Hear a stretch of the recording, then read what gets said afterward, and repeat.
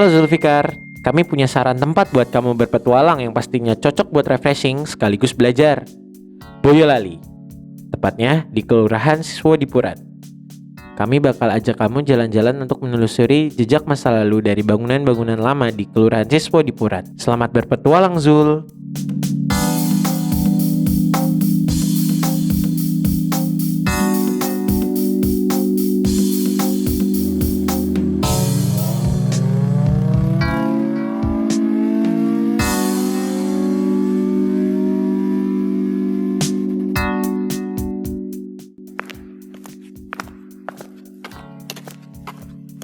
Di seberang tangsi militer ada bangunan Sosietet Merapi. Nah, bangunan ini dulunya adalah bangunan tempat berkumpul kaum elit Eropa. Di gedung Sosietet Merapi, para pejabat tinggi dan warga Eropa terhormat melakukan kegiatan bersantai, acara sosial, berdiskusi, dan menikmati hiburan, salah satunya permainan bola sodok. Sebagai bagian dari kompleks Benteng Renovatum, ada 4 tangsi militer yang digunakan sebagai rumah dinas perwira Belanda. 3 bangunan benteng ini masih berdiri kokoh meskipun ada yang sudah beralih fungsi. Tapi salah satu bangunannya sudah rusak parah dan hanya bersisa puing-puing saja.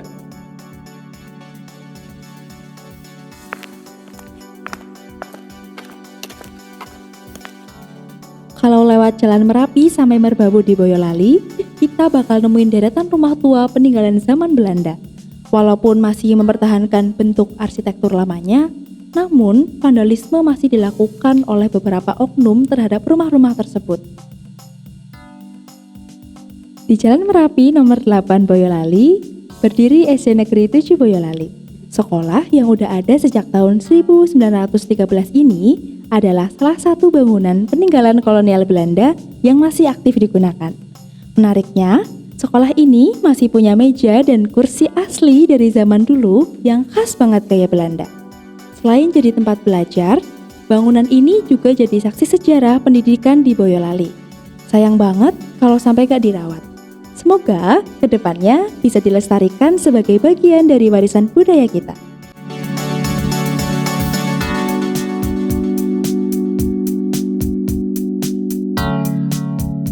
Mainnya ke biliar, sodok, kamar bola. Sekarang untuk perpustakaan itu dulu tempat Belanda main ini Biliar. ya, kita belum tahu biliar, sodok. Orang Jawa bilang sodok. Terus saya setelah kurang ngungsi, kita masuk, Belanda mundur, itu dibuat tidak lama PM dulu polisi militer. Markas polisi militer Ya, di situ, Pak? di situ. Terus pindahnya di itu ya, pojokan susu tumpah itu. Oh iya. Itu ada jalan, itu pindah PM. Kalau kantor polisi Tangsi itu ya kantor polisi. Itu rumah Belanda. Jadi sini ini mayoritas yang gede-gede. Kalau seperti sekarang yang ditempati Ulam Sari, hotel, itu tempat Cina. Orang Cina, Pak? Ya, Basing namanya. Di Danggo itu ada benteng itu. Dulu menurut keterangan dulu sebagai markas pertahanan. Tapi setelah mulai Belanda pergi dari Boyolali, mulai mundur sampai Salatiga, karena dibuat begitu lama penjara pojokan itu, yang sekarang dibuat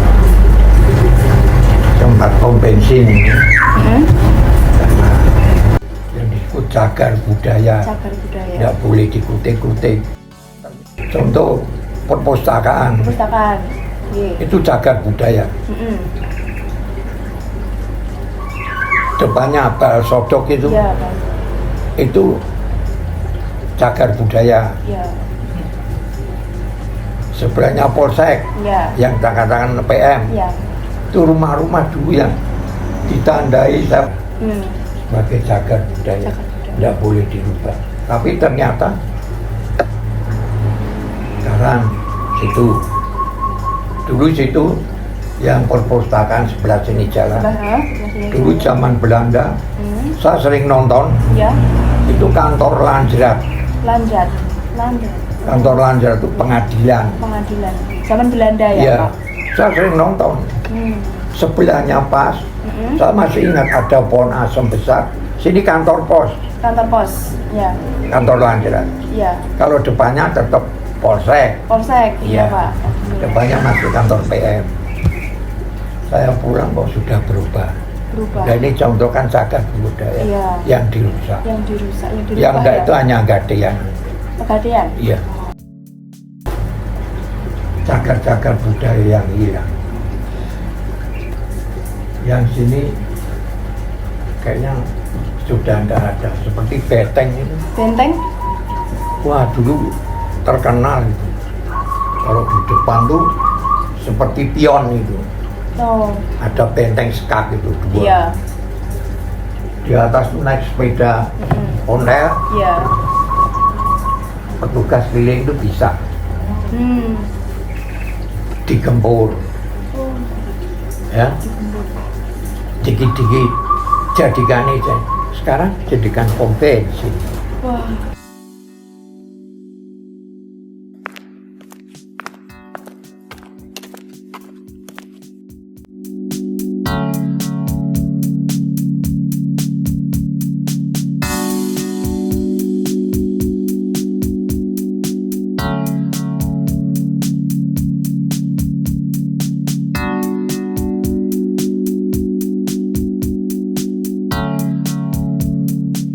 Di Jalan Merbabu nomor 73 Boyolali, berdiri Omah Leo yang merupakan bangunan tua peninggalan Belanda sejak 1884. Lokasinya strategis, berada di jalur ke arah Merapi, Merbabu, dan Pesanggerahan Pratimoharjo. Tahun 1920, rumah ini dibeli oleh Raden Ngabehi Sutonagoro yang merupakan bupati pertama Boyolali. Desainnya khas kolonial, dinding tebal, jendela besar, dan atap tinggi. Bangunan ini pernah jadi rumah pribadi, lalu berganti fungsi jadi sebuah villa bernama Villa Manis. Sekarang emang udah nggak difungsikan lagi sih, tapi Omah Leo tetap jadi jejak sejarah yang layak buat dilestarikan.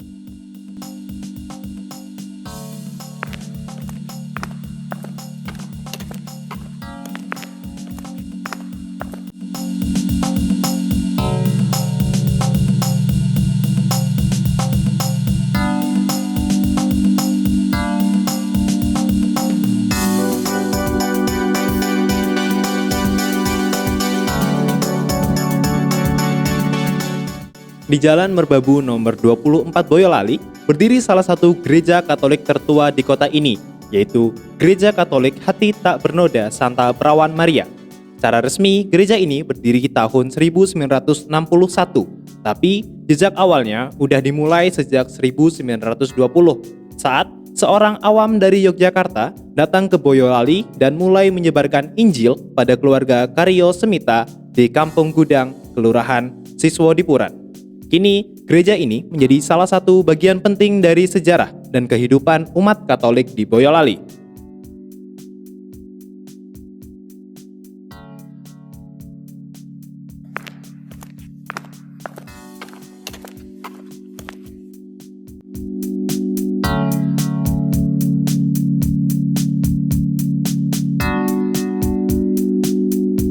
Sebagai jalur utama lalu lintas kota Boyolali, Jalan Pandanaran juga menjadi pusat bangunan bersejarah.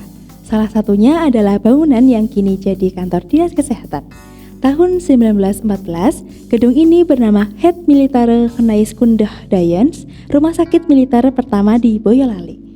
Awalnya dibangun untuk merawat tentara Belanda sebagai bagian dari kebijakan kesehatan sejak tahun 1808. Sekarang, fungsinya berubah menjadi kantor Dinas Kesehatan Boyolali. Meskipun udah mengalami restorasi, tapi bangunannya tetap berdiri dan jadi pengingat pentingnya sejarah kesehatan di Boyolali.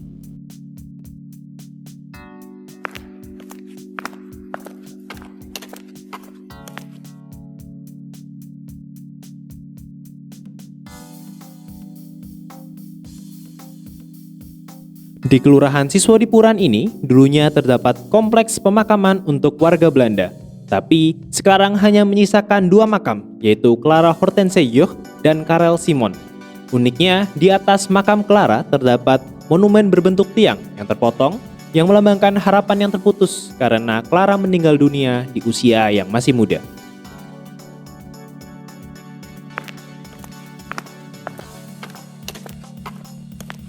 Gak jauh dari patung kuda Boyolali, ada jembatan tua yang dulunya dibangun langsung oleh pemerintah kolonial Belanda. Jembatan ini jadi penghubung antara jalur Semarang menuju Solo dan sebaliknya. Jembatan ini terletak di antara Kelurahan Siswadipuran dan Kelurahan Banaran.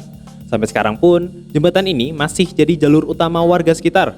Meski bentuknya udah direkonstruksi oleh Pemda biar lebih aman, bentuk asli jembatan ini masih tersisa di bagian sampingnya.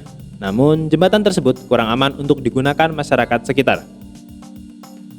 Saya sebagai Boyolali asli itu menurut Jojo Taman Londo ki jari ngene-ngene. Aku ki untuk tinggalan kenangan nopo. Bangunan yang dinikmati seluruh warga Boyolali aja. Ya hilang.